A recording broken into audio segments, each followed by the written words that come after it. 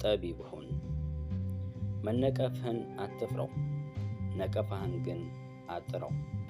ስለ ሐሰት ሳይሆን ስለ እውነት ተገፋው። ሌሎችን ውደድ፣ ፍቅር ስጦታ እንጂ ብድር አይደለምና። አልወደዱኝም ብለህ በአበዳሪዎች አንቀጽ አትካሰስ። የገባህን አድርግ፣ የዚህ ዓለም ሰው ሲወድህም ሲጠላህም ባለማወቅ ሊሆን ይችላልና።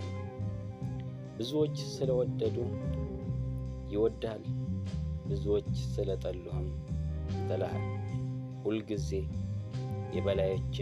የበላይህን አትመልከት፣ የበታችህንም ተመልከት።